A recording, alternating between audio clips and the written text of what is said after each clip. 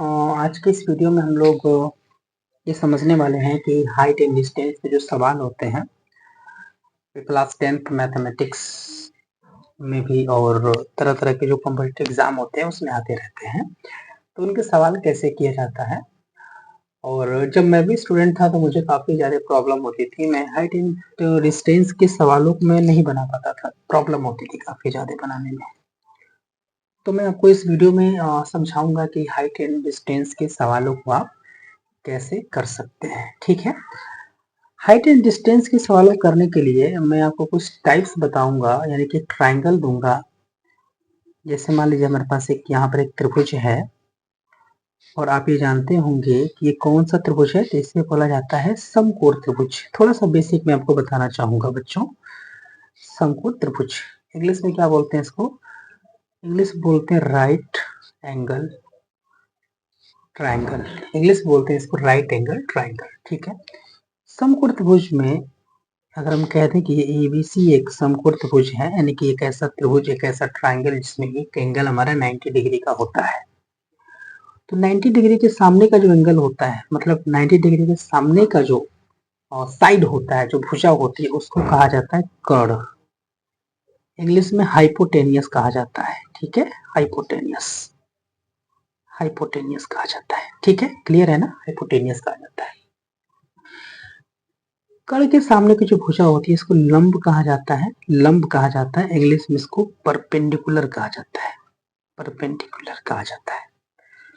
और जो third side जो बच जाती है इसको बेस कहा जाता है, यानी कि आधार कहा जाता है हिंदी में। इंग्लिश में इसको बेस कहा जाता है। ठीक है, ये आपको पता होगा। और ये कोण और ये कोण, ये दोनों के दोनों न्यून कोण होते हैं, एक्यूट एंगल होते हैं। ठीक है, लेकिन 90 से कम होते हैं। क्लियर है ना? तो अब मैंने यहाँ पर बनाया एक समकोण त्रिभुज, और इस समकोण त्रिभुज में मैंने कहा कि जो आधार है, जो आधार है, जो आधार है यहाँ पे, ये 10 मीटर है। ये आधार है 10 मीटर। ठीक है, आधार है 10 मीटर। ठीक है, और ये जो लंब है इसको हमने कह दिया हाइट h। और यहाँ पर जो कोण बन रहा है, यहाँ पर जो कोण बन रहा है, ये हमने कह दिया कि यहाँ पे 30 अंश है। ये कोण कितना है? 30 अंश है। तो बताइए कि h का मान कितना होगा? हमें क्या बताना है? हमें h का मान बताना है। हाइट एंड डिस्टेंस में सबसे बेसिक जो फिगर बनता है वो यही बनता है। तो आप एक चीज ध्यान रखिएगा बच्चों कि आपको जो पता करना है वो लिखना है सबसे पहले। जैसे हमको h चाहिए तो आप h लिख लीजिए बटे में। ट्राइंगल में 3 साइड्स हैं, 1 2 3। तो जो नहीं पता है वो आप लिखिए, और नीचे जो पता है वो लिखिए। क्या पता है? 10। ठीक है, बराबर। अब ये h क्या है बच्चों? ये h क्या है? h आपका लंब है, बटे ये क्या? ये आपका आधार है। लंब बटे आधार। लंब बोले तो परपेंडिकुलर, आधार बोले तो बेस, P/B है। और आपको पता है बच्चों कि लंब बटे आधार जो होता है ये tan होता है। परपेंडिकुलर अपॉन बेस क्या होता है? tan होता है। और यहाँ पर एंगल है 30। तो कहने का मतलब अगर हम h बटे 10 लिखे तो इसे लिख सकते हैं h/10 equal to tan 30। tan 30 लिखा जा सकता है। तो मैं इसे लिखूंगा h/10 is equal to tan 30 की जो वैल्यू होती है वो होती है 1/√3। ठीक है, तो अब आप यहाँ से अगर क्रॉस मल्टीप्लाई करें तो आपको मिलेगा √3h is equal to 10। h is equal to आ जाएगा 10/√3 यूनिट, यानी कि मीटर। समझ आ रही है बात? ये आपका x का मान निकल करके आ जाएगा। अब बहुत बार ऐसा होता है बच्चों कि अगर आप देखें कि अगर आप चाहें, मैं आपको थोड़ा सा एक्स्ट्रा बता देता हूँ। ये 10/√3 है तो मैंने यहाँ पर 10/√3 लिख दिया। अगर आप चाहें तो ऊपर नीचे √3 का मल्टीप्लाई कर सकते हैं तो आएगा 10√3/3। लेकिन इससे चूंकि कोई फायदा नहीं होगा। जैसे यहाँ पर अगर 10 के स्थान पे अगर 10 की जगह पे अगर 15 होता तो मैं यहाँ पर मतलब गुणा करता तो 3 से 15 कट जाता, तो कोई फायदा नहीं हुआ मल्टीप्लाई करने से ऊपर नीचे √3 का। तो मैं आपको यहीं पर आंसर दे सकता हूँ। लेकिन अगर मुझे दिख रहा है कि अगर मैं यहाँ पे ऊपर नीचे कड़ी में 3 से गुणा करूं और नीचे 3 आएगा तो 3 से ऊपर कोई नंबर कट जाए तो हम गुणा कर सकते हैं। या एक काम आप और कर सकते हैं कि √3 का जो मान होता है वो होता है 1.732। तो आप चाहे तो कड़ी में 3 के स्थान पे 1.732 भी लिख सकते हैं। लेकिन आप कैलकुलेशन को बहुत ज्यादा कॉम्प्लिकेटेड मत बनाइए, मुश्किल में मत बनाइए, मुश्किल मत बनाइए, मतलब यहीं पर छोड़ दीजिए। बच्चों मैं आगे बढ़ूं तो और मैं यहाँ पर एक ट्राइंगल बनाता हूँ। यहाँ पर एक हमारे पास एक त्रिभुज है, एक ट्राइंगल है, और इस ट्राइंगल में यहाँ पर मैं कोण लूंगा 45, और मैं इसको लेता हूँ x और इसको मैं देता हूँ 15 मीटर। और आपको बताना है बच्चों कि x का मान क्या होगा, x का मान आपको निकालना है। ठीक है, मैं यहाँ पर a b c लिख देता हूँ। तो मैंने कहा कि जो आपको नहीं पता है आप वो लिखिए, तो मैंने यहाँ पर x लिख दिया बटे में, जो पता है वो लिख दीजिए यहाँ पर 15। ठीक है, बराबर। अब x की मैं बात करूं तो x जो होता है आपके पास ये कण होता है, और बटे जो आपको पता है 15 ये होता है आधार। कण बोले तो हाइपोटेनियस और आधार बोले तो बेस। तो कण बटे आधार जो होता है बच्चों ये होता है सेक थीटा। क्या होता है? सेक थीटा होता है। क्या होता है? Sec theta. तो मैं यहाँ पर लिख सकता हूँ x/15 इज इक्वल टू सेक 45। क्या लिख सकता हूँ बच्चों? सेक 45 लिख सकता हूँ। ठीक है ना, आपको पता होगा।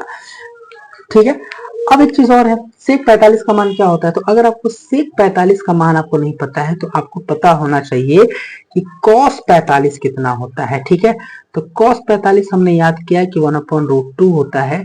तो बस सेक 45 है तो 1/√2 को पलट दीजिए, √2 हो जाएगा। तो x/15 इक्वल टू सेक 45 का मान √2। तो x बराबर आ जाएगा, क्रॉस मल्टीप्लाई कर देंगे है ना, बटे 1 है, x का 1 में x 15√2 मीटर। ठीक है, ये आ जाएगा। तो आप चाहे तो यहीं पर आंसर क्लिक कर छोड़ सकते हैं, लेकिन आप एक काम और कर सकते हैं। काम ये कर सकते हैं, 15 और √2 की वैल्यू होती है 1.4 है ना, 1.414, 1.41। अब आप यहाँ पर इसका गुणा करके मीटर में आंसर ला सकते हैं। ठीक है, मैं बिल्कुल बेसिक से बता रहा हूँ बच्चों।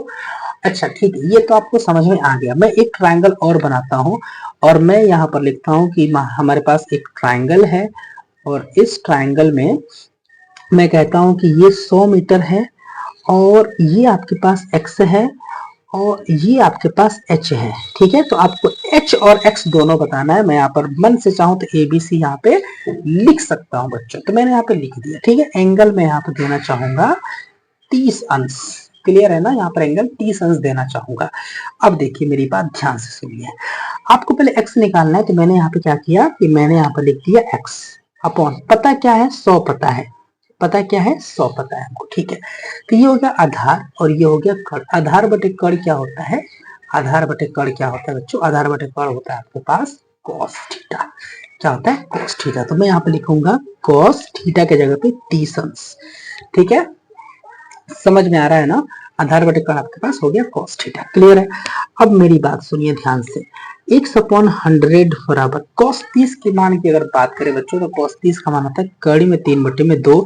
आपको x का मान चाहिए तो पहले क्रॉस मल्टीप्लाई करिए, तो 2 का x में 2x होगा, और इसका मल्टीप्लाई करेंगे तो 100√3 आएगा। लेकिन आपको चाहिए x का मान, तो x बराबर हो जाएगा बच्चों 100√3 और अपॉन में 2।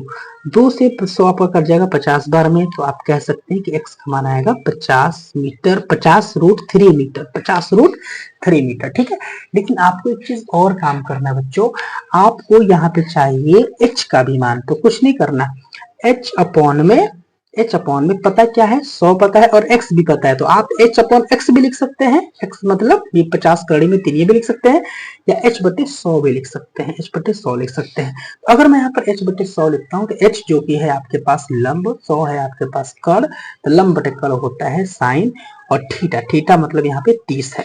तो h अपॉन कड़ी में मतलब h/100 equal to sign 30। Sign 30 की वैल्यू आपको पता है 1/2, क्रॉस मल्टीप्लाई करेंगे आपको मिलेगा 2h equal to 100, h equal to 50 metre. तो ये आपके पास बच्चों क्या हो जाएगा? ये आपके पास आंसर हो जाएगा। मैं समझ पा रहा हूँ बच्चों कि हाइट एंड डिस्टेंस में आपको इस तरह के फिगर्स देखते हैं और आपको वैल्यू निकालने में दिक्कत होती है, तो अब दिक्कत नहीं होगा। अब मैं लूंगा यहाँ पर 2 ट्राइंगल वाले क्वेश्चंस। तो बच्चों मैं यहाँ पर एक फिगर बनाने का प्रयास करता हूँ, जरा आप देखिएगा कि हमारे पास एक यहाँ पे ट्राइंगल है, हमारे पास यहाँ पर एक ट्राइंगल है। ठीक है, यहाँ पर 2 ट्राइंगल बनेगा, एक ये छोटा सा जिसका एंगल मैं यहाँ पे 30 दे देता हूँ, और यहाँ पे एक बड़ा सा ट्राइंगल में बनाता हूँ जिसका एंगल मैं यहाँ पे 60 दे देता हूँ। क्लियर है?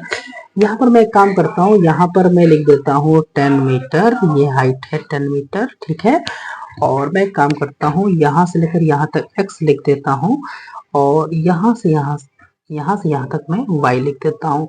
और आपको एक काम करना है, आपको x बताना है और y बताना है, ठीक है। तो आपको थोड़ा सा यहाँ पर मेहनत मतलब थोड़ा सा दिमाग लगाना पड़ेगा। यहाँ पे क्या दिमाग लगाना पड़ेगा, आप यहाँ पर देखिए, आपकी आप जो भी ट्रायंगल लेंगे ना, तो उसमें 90 वाला आना चाहिए, मतलब बी आना चाहिए। देखिए इसमें ट्रायंगल दो है, एक ट्रायंगल ए बी और सी बन रहा है, ए बी सी, और एक ट्रायंगल ए बी डी, यानी एक छोटा वाला ट्रायंगल और एक बड़ा वाला ट्रायंगल। तो आपको क्या करना है, आपको छोटा वाला लेना है, उसके बाद बड़ा वाला लेना है, या आप बड़ा वाला लेंगे उसके बाद छोटा वाला लेंगे, दोनों तरह से आप इसको सॉल्व कर सकते हैं, ठीक है। तो मैंने कहा कि आप इसमें छोटा वाला ट्रायंगल लीजिए, तो मैं एक काम करता हूँ और ट्रायंगल लेता हूँ, कौन सा ट्रायंगल, ए बी सी में लेता हूँ यहाँ पे। तो हमको पता क्या है, हमको मतलब पता क्या करना है, हमको x पता करना है बटे, इसमें पता क्या है, इसमें 10 पता है बराबर। तो x बटे 10 का मतलब हुआ आधार बटे लंब। आधार बटे लंब, आधार बटे लंब क्या होता है बच्चों, आधार बटे लंब होता है आपके पास cot थीटा, थीटा मतलब 30, ठीक है, बिल्कुल ठीक है। तो अब देखिए मेरी बात समझिए, x upon 10 equal to cot 30 की वैल्यू क्या होती है, cot 30 की वैल्यू होती है √3। कितना होता है, √3। तो यहाँ से आप x का मान निकालेंगे, तो 10 का क्रॉस मल्टीप्लाई कर देंगे, तो आपके पास आ जाएगा 10√3 मीटर। क्लियर है ना मेरे बच्चों, 10√3 मीटर आ जाएगा। अब आपको चाहिए y की वैल्यू, ठीक है। तो y की वैल्यू चाहिए, तो आप ये तो ट्रायंगल ले नहीं सकते हैं, ए सी डी तो लेंगे नहीं। हमने कहा कि आपको वही ट्रायंगल लेना बच्चों जिसमें 90 डिग्री आता है, तो 90 डिग्री ये बड़े वाले में आ रहा है, A B D, A B D बड़ा वाला आ रहा है। तो आप क्या करेंगे, आप ट्रायंगल लेंगे ए बी डी, ठीक है, ए बी डी लेंगे। इसमें वापस वही काम करेंगे, ए बी और ये बी डी। तो बी डी जो है आपके पास यहाँ से यहाँ तक, यहाँ से यहाँ तक पूरा का पूरा, यहाँ से यहाँ तक x है, यहाँ से यहाँ तक x है, और यहाँ से यहाँ तक y है। यानी b और b से d की बात करें तो वो x प्लस y है। तो मुझे जो पता नहीं है वो x प्लस y पता नहीं है, ठीक है। और बटे में जो पता है वो 10 पता है, ठीक है। तो वापस से वही काम हो रहा है, आधार बटे लंब, आधार बटे लंब, आधार बटे लंब वापस से क्या होता है बच्चों, cot थीटा होता है। थीटा बड़े वाले में थीटा की वैल्यू यहाँ पे 60 आ रही है, क्लियर है ना। तो x प्लस वाई अपॉन में 10 इक्वल टू cot 60 की वैल्यू होती है बच्चों 1/√3। क्या होती है, ये सब याद करना पड़ेगा बच्चों, है ना। cot 60 की वैल्यू होती है 1/√3। तो मैं एक काम करूंगा, मुझे पता है कि x की वैल्यू 10√3 है, तो मैं वही काम करूंगा, x के स्थान पर लिख दूंगा 10√3 प्लस y को एज इट इज रखूंगा अपॉन में 10 इक्वल टू 1/√3। क्लियर है ना बच्चों। अच्छा, इसके बाद आप क्रॉस मल्टीप्लाई कर दीजिए, 10 का अगर मल्टीप्लाई इधर √3 का मल्टीप्लाई करें तो √3 का अगर 10√3 में मल्टीप्लाई होगा तो 10√3 इंटू √3, मैं थोड़ा बेसिक से चाहूंगा बताना आपको, प्लस √3 का y में होगा तो √3 10 का 1 में होगा 10। क्लियर है ना बच्चों। अब देखिए इसका मल्टीप्लाई करेंगे तो √3 का √3 में होगा तो 3 होगा, और 3 3 या 30 मतलब 30, प्लस √3y इक्वल टू कितना होगा, 10 आएगा। 30 को उधर अगर हम भेजें तो √3y इक्वल टू 10 माइनस 30 होगा। तो यहाँ से √3y इक्वल टू 30 में से 10 जाएगा, माइनस का 20 होगा, तो y की वैल्यू कितनी होगी, माइनस का 20 बटे √3 हो जाएगा। आपको पता है कि जो डिस्टेंस होता है वो नेगेटिव नहीं हो सकता है, तो यहाँ से हम माइनस को हटा सकते हैं, y की वैल्यू आएगी 20/√3 मीटर। क्लियर है। तो ये आपके पास y का मान आ जाएगा और ये आपके पास x का आ जाएगा। तो मैं मानकर चलता हूँ बच्चों कि आपको एक बेसिक आइडिया हो गया होगा कि मैं मतलब हम लोग हाइट एंड डिस्टेंस में जो फिगर बनता है, मेन फिगर वाली चीज होती है, ठीक है ना।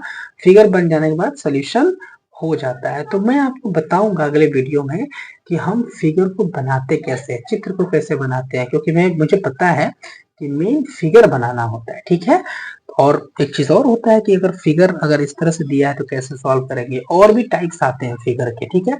तो ये ज्यादा वीडियो लंबा ना हो, अगर आप कमेंट करेंगे तो मैं वो वीडियो मतलब दूसरा वीडियो इस पर लेकर आऊंगा, ठीक है ना। तो कमेंट करेंगे तो लेकर आऊंगा, नहीं करेंगे तो देखा जाएगा, ठीक है। तो बस आप वीडियो को जरूर लाइक कर दीजिएगा, और जो भी आपका पॉइंट होगा आप उसको जरूर कमेंट करिएगा कमेंट सेक्शन में, ठीक है। और भी कोई टॉपिक हो जो आपको ना समझ में आता हो तो आप उसको कमेंट कर सकते हैं, मैं उस पर वीडियो बना दूंगा, ठीक है। वीडियो को लाइक कर दीजिएगा, चैनल को भी सब्सक्राइब कर दीजिएगा। जय हिंद, वंदे मातरम।